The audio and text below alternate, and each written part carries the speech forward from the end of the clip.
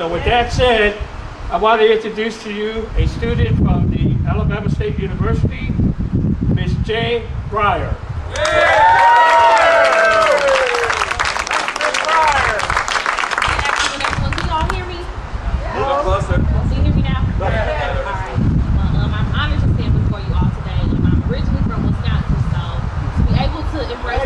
On a nice February day is amazing. My father, he is getting ready for a winter storm up there.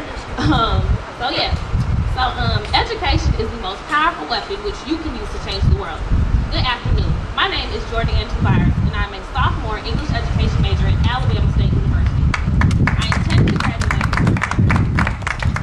intend to graduate in May of 2018, but unfortunately, I won't be walking out of school debt-free. Know that I've had a desire to teach since I was in preschool. It is my purpose and calling to help kids reach their highest potential through the art of language and literacy.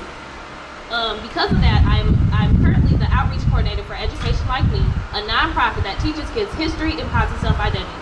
And so part of what I get to do is I get to go around to schools, churches, organizations, after-school programs, and read our two books, Queen Like Me and Superhero Like Me, to kids.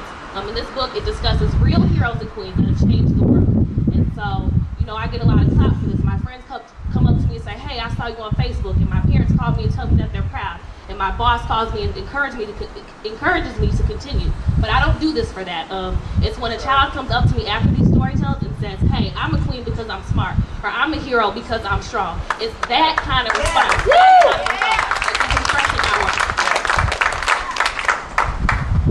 However, with the rate that the economy is going in regarding employment opportunities and very modest teacher salaries, I worry that I won't be able to focus on our kids, that I'll have to be focused on student debt. The average student, such as myself, takes out a loan of $8,000 per year. By the end of 4 years, that student will owe $33,000. That won't be $30K towards my first home. That won't be $30K for smart investments and savings. Not $30K to help me survive.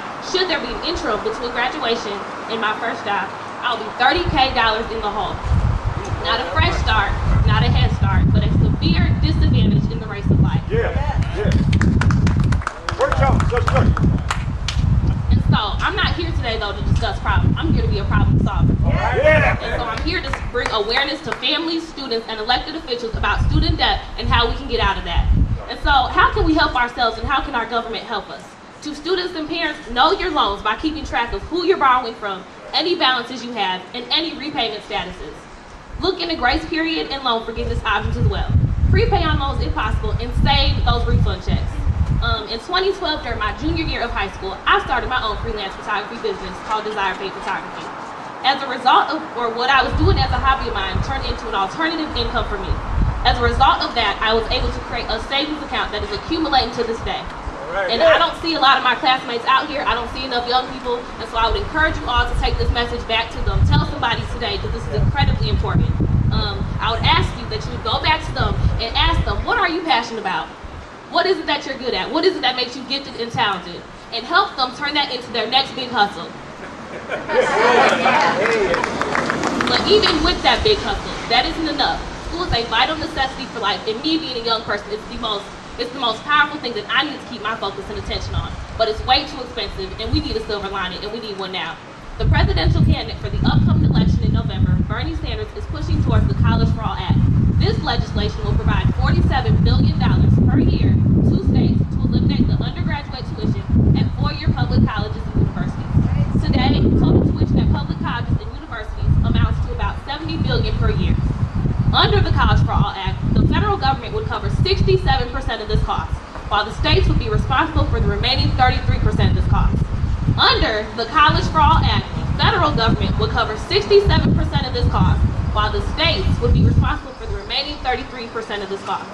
This would allow for states to be able to use funding to increase academic opportunities for our students and provide professional development opportunities for professors and hire new faculty.